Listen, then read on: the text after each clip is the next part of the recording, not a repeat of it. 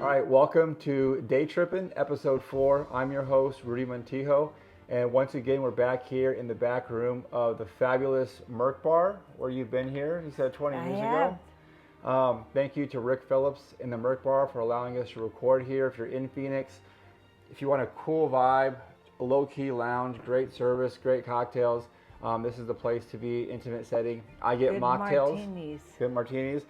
They have good mocktails. I don't drink, so I drink the mocktails. Oh, good to know. Yeah. I don't drink either. That's why I haven't come in so far. Is that why? Yeah. Well, you can still come. See, there you go. I'll bring you. All right. All right. It's a date. I love it. This is Kathryn Allen. This is a very, very special friend and guest. She's beautiful. She's courageous. She's hilarious. And I'm super excited to talk with you. You know, we've met time and time. You're a client of Daytryp Health. You have been since the very beginning. So first and foremost, thank you for trusting us. And just want to get into it, tell us about, briefly tell us about life before. Okay. Well, I was born in no, I'm kidding. I think it all starts when I was diagnosed with ALS. Okay. And that was, my signs. My signs started in February of 2017. Okay, so February of 2017, you're diagnosed with ALS. Well, I have signs. Okay, I'm not the diagnosed signs. yet. So tell me about just your lifestyle before. Were you active? Did you travel? Very active. I was living out in Australia with my new husband, and we were traveling the world. I swam with humpback whales. I climbed Meru, which is the second highest peak in Africa. Very active. Okay. I hiked every day, and that's what the attraction was between me and my new husband. You guys shared those activities. Yes. And the soul for adventure and a zest for life. Yes. Okay. Was he funny too, or was he the boring one in the relationship? Well, it's not fair to ask me now because I'm not a fan. He had his moments, but I think I was more fun. I would probably agree with that. And I know you were the attractive one in the relationship. There's always got to be one that's a little bit more. I know that was you. That goes without saying. So you're starting to see symptoms. You have this active lifestyle. What is the onset symptoms? What does that look like? So what happened? First of all, the marriage was not good. Okay. And I sold everything. My business, my personal items. I left my friends and family, flew across the world to be with this man. And then it started breaking apart. I loved Australia. I loved the wildlife. Everything I was worried about was going well, but what I was sure of, which is the relationship, was falling apart. And I, to this day, believe that the stress of being on the other side of the world, completely isolated from friends and family and support groups, as my marriage is failing, is why I got sick in the first place. So I want to talk about that just for a second, and we'll go into more details as we go in. But for those of you who are just joining, Kathryn's talking about onset symptoms of ALS. Yes. It's Lou Gehrig's disease, right? Yes. Okay, so or Stephen Hawking. Or for Stephen the Hawking. Younger For people. Wasn't as good as baseball, but still very influential. So the ideology behind, now is ALS autoimmune? Is it neurological? No, it's neurologic. It's not autoimmune. Okay. And it's really a backdoor diagnosis. What do you mean by that? In other words, they ruled out everything else. I didn't have a stroke. I didn't have a brain tumor. I did not have MS. but I had distinct neuroscience. Okay. So why this is important is there's even some data. There's actually a lot of data and an ideology or belief system about how trauma can really just cause sickness. There's Yes. books about it. The Body Keeps Score is a very popular one. But essentially, when you're going through stresses in life, whether it's environmental, relationship, whatever the case may be, we all operate on a cellular level. We're all made up and comprised of all these molecules and cells, which is energy. It's stored energy. And that energy is being transformed to something that's harmful because it's fighting inside. Yeah. So you have this internal conflict going on. Yes. I never been so stressed as those 3 years in Australia. And so I feel confident. That's why I got sick. Okay. I also want to make sure I tell people I don't regret it. I don't regret going to Australia. If I hadn't gone, I would have always wondered. Right. And I had some wonderful experiences there. They just weren't with my husband. Right. Anyway, they thought maybe it was my knees. I got both my knees replaced in Australia. I still refer to that as the best 2 weeks I spent in Australia. Why was it the best 2 weeks? They hospitalized you for 2 weeks in Australia for a knee replacement. Okay. And I got morning tea, afternoon tea, blankets, meals, people asking how I was doing. Wow. I loved it. It was stress-free. Well, in America, you get crushed ice and morphine. Yeah, and sent home. Yeah, and sent home. Yeah. So that was, anyway, that did not stop my neuroscience. Okay. And really all that I had, the first thing I noticed was I could tap my right foot much faster than my left foot. Okay, so that was one of the So first it signs. was like, this one would go like this and this one would go like this. Okay.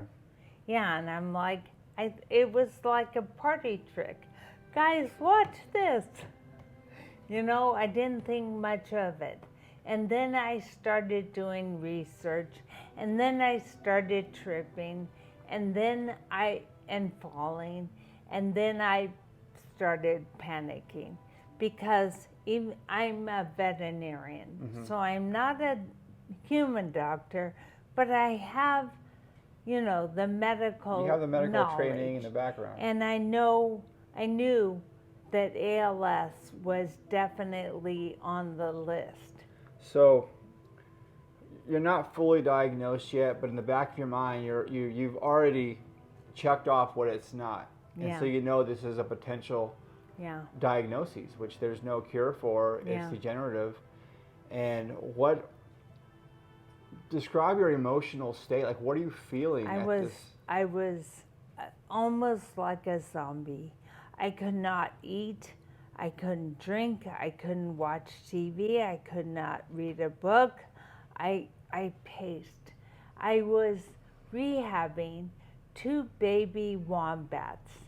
And if it weren't for Fitz and Ollie, I think I would have been bedridden all day. But I had to get up in the morning, go outside and give them their milk, and the same thing in the evening. And I would recite the Siddhartha to them. I don't know if you know the I poem, don't. but the end of it is, you are a child of the universe, no less than the trees and the stars. You have a right to be here, and whether or not it is clear to you, no doubt the universe is unfolding as it should. And I kept saying that. Wow, I just got chills when you said that. That became my mantra. And then I started, the only thing I could really do was watch YouTube videos. And I watched like Deepak Chopra and Wayne Dyer, Anthony Robbins, and I just, at some point, and I'm getting diagnosed. I'm slowly getting diagnosed as this is happening. So now it's becoming more real. It's becoming more real. My marriage, my husband, decided we should get life insurance on me. I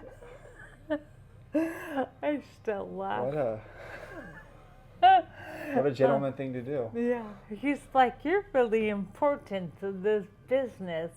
I just thought we should consider this. And I'm like, honey, I'm one step away from an ALS diagnosis. Who's gonna give me life insurance? Did you have like emotional support from him at this time? No. What about your family? No, I really didn't. I was at a point where I could use my brain and compensate for my deficiencies. So if I thought really hard, I could walk. Pretty normal. I still was hiking, but you know, if I lost track or started laughing or talking about something serious, I would trip and fall. I had to think about every step. I had to say, bend your knee, you know, take out your leg, set down your heel. I had to say that in my head over and over to look normal. So my family honestly thought I was overreacting and searching for attention. Wow. And that was really hard. And by family, I mean siblings. My children have always been behind me. But my siblings who live here and are wonderful people and doing the best they can, I know that now. But at the time, they thought I was making a mountain out of a molehill. And I felt very, very alone. I'm sorry. That's okay. It made me who I am. It did, but it's one of those things, and I keep talking back to the audience because I think we all have, whether it's in our own life or somebody else's life, where we either assume or become complacent to either our own needs sometimes or somebody else's. And I had a conversation about this with somebody yesterday, and what she had said was, you know, if her friend asked her, hey, you know, you want to go on a walk, that walk's not necessarily for them, it's for the other person. They might need it more than you do. Yeah. So when people ask you something, sometimes it's that can be a little reach for help. Yeah. That could be, you know, them extending their hand saying, hey, you know what, I need something right now. Yeah. And it's very hard to do, especially someone who's as independent and accomplished as you. I was so independent. And I spent my life trying to be the most perfect version of me I could be. I was super active. I was super kind to everyone.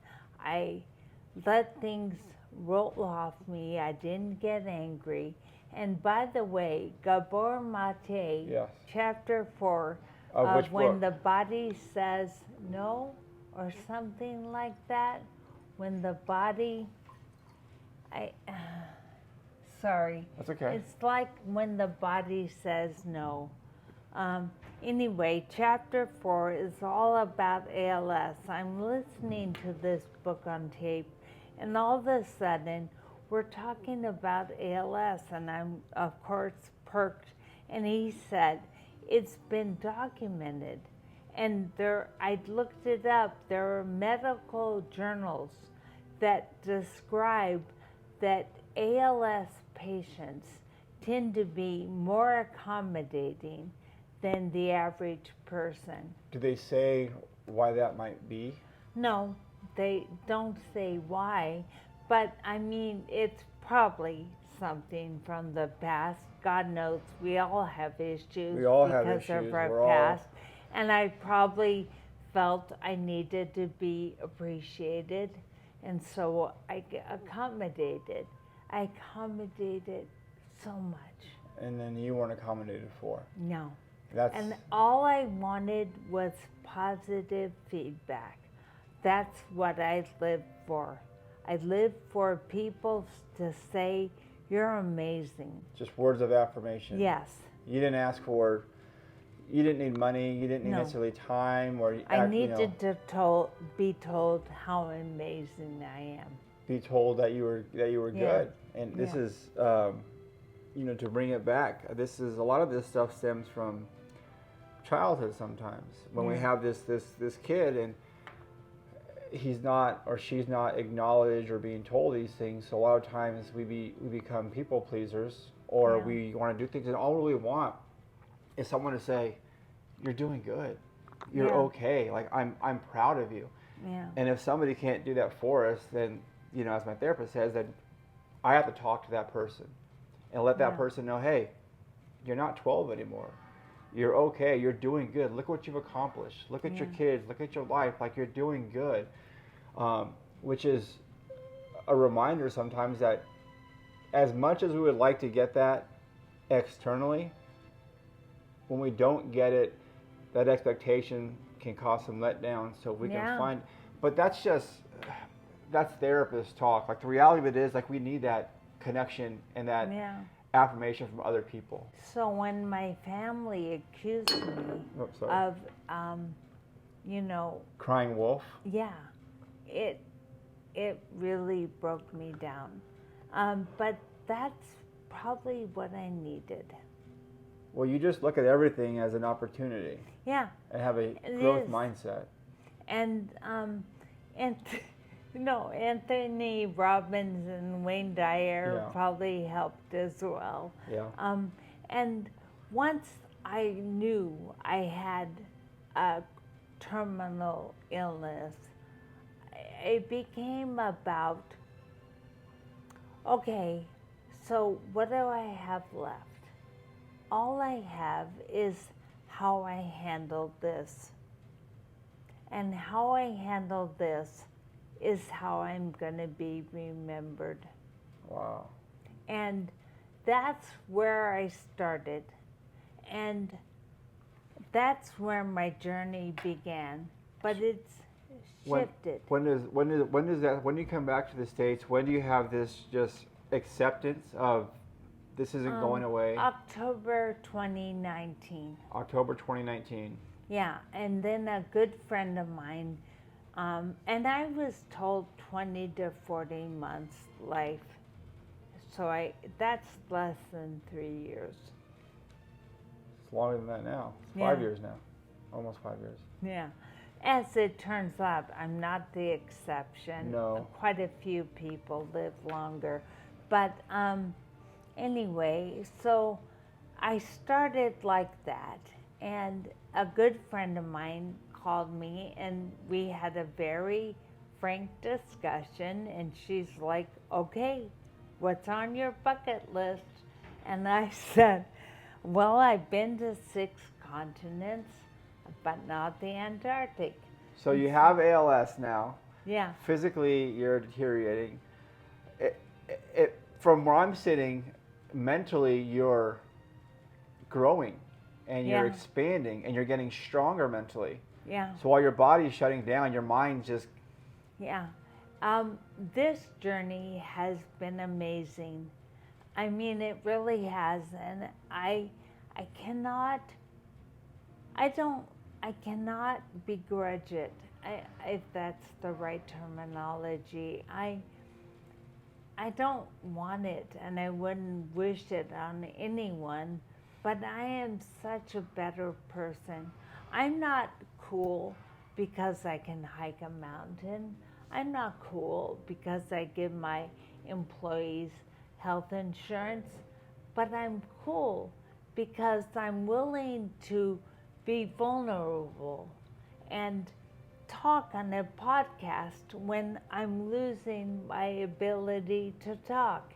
And I've kind of learned that as I go through this journey, and I'm in the middle of it, I mean, I'm still processing, but what I'm starting to notice is the more I do things for me, the more people are impressed with me. Interesting. And the things that I thought were cool about me that are all gone. So, a lot of the things that people, and I'm, we're all guilty of this. I do certain things, one for ego, and I think that is cool because not everybody can do certain things.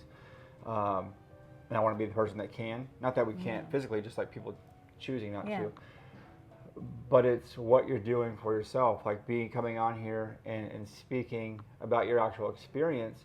Like, yeah, it's cool to climb the mountain, but to actually go through life, because not everybody can relate to climbing a mountain or going to Antarctica or doing an Ironman or certain things like that. But one thing we all can relate to is that human capacity to be vulnerable, but also that human capacity to be, not capacity, but just to be scared and to fear of the unknown. Yeah. But in this case, it's not fearing the unknown. It's fearing the certainty of what's going to happen. Yeah. Yes. And I'm still afraid. I mean, I'm not afraid of being dead, but I am afraid of that period of time where I can't move, I cannot talk, I cannot eat, and then eventually cannot breathe. That's going to be really challenging. Assuming it happens. I haven't accepted that it's definite. I won't accept it. If it happens, it happens. But the other interesting thing is, and I don't want to say, oh yay, this is good news, because it's not, but probably 3 or 4 people in my world have passed away since my diagnosis, and every one of them should have outlived me. Wow. And that kind of brings it all back. Am I really dying of ALS, or do I just have ALS and I'm living with it? Wow. That's a profound way of thinking about it. Yeah. So we're here now. I met you about almost 6 months ago now. And this is what, when I talk to people about Daytryp Health and using ketamine for these, this is what I say. You can correct me if I'm wrong, but if somebody has ALS, in my opinion, there's a variety of things that are happening here. One, there's some physical pain involved. Yeah. 2, you have the mental aspect of being able to hike mountains to having to use a walker. So that's a mental and emotional struggle, which can cause some depression. 3, now we're dealing with anxiety and self-conscious because we're not able to communicate or articulate, which you're doing beautifully, by the way, and I keep telling you that. You just filmed the video for us last weekend. But then 4, it's a terminal illness, so you have this fear of the known. Yeah. And so you have all these things that you're I assume struggling with. Yeah. So coming in to Daytryp, like, what was that experience like, and how has the ketamine therapy either helped reframe or change or mitigate? What has it done for you? Well, like I said, I'm still processing, and I need to go back. I want to go back. But first of all, I was sure on one of my trips, maybe even 2 of them, that I was dead. So your trip, meaning why your journey while on ketamine. I was absolutely sure that my body, of which I was no longer a part, I was out there having the time of my life, but I was sure my body was, or I wasn't sure, but I was deeply concerned that it was dead. And I wasn't concerned for me. I was concerned for you guys. I thought, oh my God, this is going to be such bad PR when someone dies on ketamine. And there's my accommodation coming out full You were tilt. concerned about, you thought you were dead, and you're concerned if we're getting sued or not. Yeah. I was like, this is going to ruin their business. And I was totally happy. Other than that, you were happy we were going to get sued? No. I was happy. I was content. I was safe. I knew it was okay, but I just didn't want to do that to you guys. And that I was thinking, poor Kat or whoever it was with me, Kat's one of our probably going, clear. Oh, we got the AED out. We're shocking Kathryn. And then I wake up and I hear I've just been the whole time happy as a clam. And it was so. It's totally taken away my fear of death, and it's. Say that again. It's taken away my fear of death. Ketamine has. I'm absolutely sure that it's fine. Wow. What? I'm not even remotely concerned. I want to ask, how do you know? Like I don't know how. You just I know. feel it. I just feel it. Yeah. That's beautiful. Yeah, and so that's the one thing. The other thing that I feel like you guys don't mention, and I get why, because ketamine is medical. It does wonderful things for people with anxiety, me included. But it's also fun. You know what? I'm fun. happy you said that, because I've done my share of ketamine. Obviously, own a clinic, so I have more access to it. I don't have to pay for it. Yeah. But I've gone through it in a therapeutic context, and it's extremely healing. But at this point, I've worked through a lot of things, and I'm very. You don't know this about me, but I can be a dick, Kathryn. I don't believe it. I mean, I can be pretty abrasive sometimes. I can be very, I'm very type A, but ketamine softens me up. It softens those edges, and I come out more compassionate, more empathetic, more loving. It opens my heart. Well, that's what I see when I look at you. Well, thank you. Really, it is. So. But it's fun. Working. Yeah. I go in now, and like, I disassociate, and I'm in this other world, and the music's guiding me, and it's just beautiful. Yeah, it's beautiful. It's beautiful. It's so cool, and it's always different for me. Yes. One time was a total Avatar, Lord of the Rings. That's what I say. They go, "What's it like?" I said, "Have you ever seen Avatar? Imagine closing your eyes and opening up and being in a whole new world. It's so real, and you can feel it. You can feel movements. You can feel cool, hot. And they're always waving, wave motions for me. And the most recent trip, I'm like this, and even further back, but I don't want to fall on TV, on camera. Anyway, I'm reclined, and what I see is a black hole in front of me, and I know I'm meant to go head first through it. And I had to say, okay, you're on ketamine. This looks scary, but it's going to be okay because you're on ketamine. Go for it. and I went head first through the hole. Meanwhile, my body is still like this. But I went head first into this hole. Oh my gosh. And that's when I left my body. And the thing is, my advice to people that are hesitant is you gotta trust it. Because if I didn't know it was ketamine, that might have been scary. But I'm like, this is my journey, it's safe, I'm in a safe place, I have someone monitoring me. That makes a huge difference. And so I just went for it, and it was amazing. You just said something that I've never considered before that just blew my mind. And that you're in this trip. I love how you call it a trip. Yeah. You're in this trip and you're facing a fear.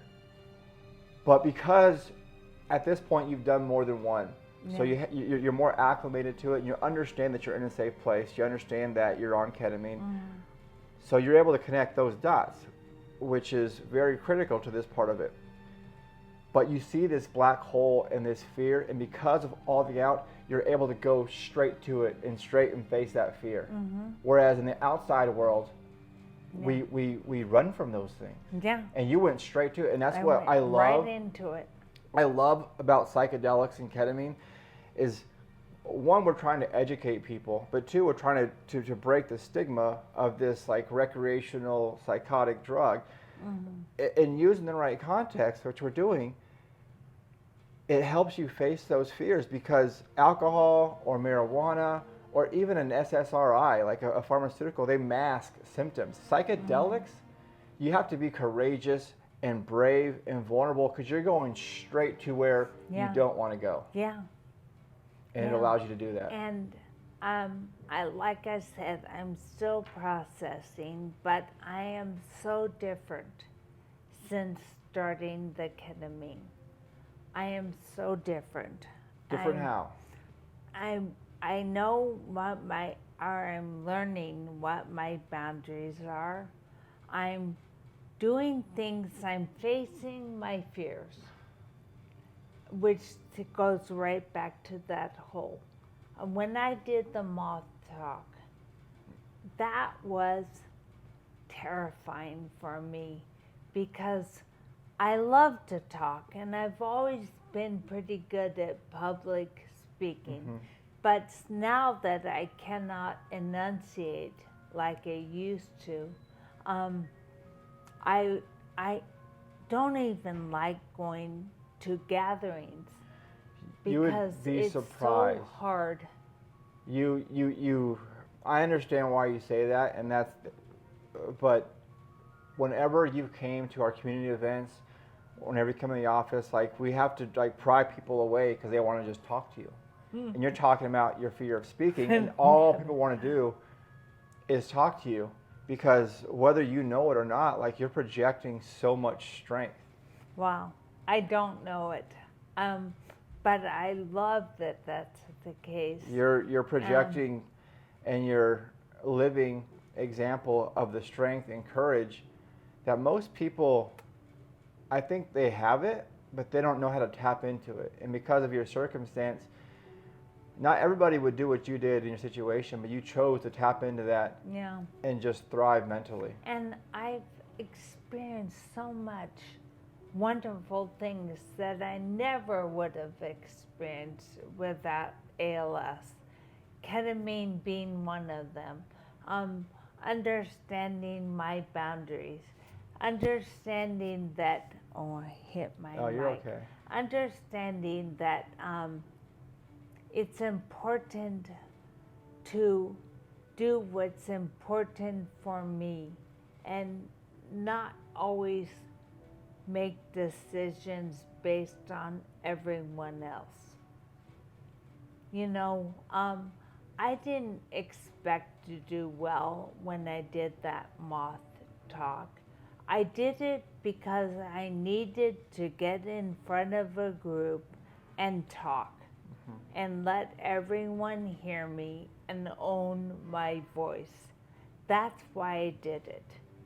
And I thought, they're a very accommodating, connected group of people. I don't know if you've ever been to a Moth talk. I haven't. I watched but they're yours. enthusiastic and caring. And so I thought it would be a good venue to be vulnerable. What I did not expect was to win the whole damn thing. And that's the part that's the awakening that I'm getting, is that when I do what's best for me, it's received more positively than when I only act to please others. Wow, another pearl. Yeah. A lot of lessons that I'm learning from this conversation. Well, we can go over them when we have our mocktails together. Yes, we're gonna go back out there, and I will put your if you want me to, I can put the link to your Moth talk on this on the YouTube, and then whenever I post it and on Spotify. Okay. You know how to do all that. Yeah. Okay. Well, Rick helps me, but. Okay, yeah. You've got it and you know how to predict. Yeah, you've sent it to me, so Okay. I have the link. No idea. Man, is there anything else you want to, before we wrap up, that you want to say? Or, I mean, you've covered a tremendous amount in a short period of time. My mantra has always been, and I think I invented this saying, in life, I would say this to myself when I was about to undertake something that made me nervous. Like today, I always say, well, it's either going to be a good time or a good story. And my marriage was not a good time, but it's a damn good story. And I get a lot of mileage out of a good story. I'm stealing that one too. That's a good one. That's a great one. Yeah. I mean, it's kind of true. It is true. The disasters in our life are our best stories. No one wants to hear how you got married and it was wonderful and you had 3 kids and they did soccer and volleyball and married, well, and they have beautiful grandkids, and by then you're snoring. But when you tell a story about being diagnosed with ALS and your husband gives you a life insurance policy the next day, that's kind of funny. That's That's a good story. That's a great story. That's a great story, and that's a great. I'm gonna rewatch this several times. Just write down all these things. Well, thank you so much for coming on. I've loved it. It's been fun. It's super fun, and you're just an inspiration. And I'm so grateful that I got involved and had the chance to meet you. Me too. Vice versa. It's incredible. Thank you. Thank you. So, my beautiful friend Kathryn Allen, and thank you to the Merc Bar. Thank you to Rick Phillips for allowing us to host here. And from Daytryp Health and Wellness, this has been Daytripping with Rudy Montijo and my lovely friend Kathryn. I'll see you next time. Bye.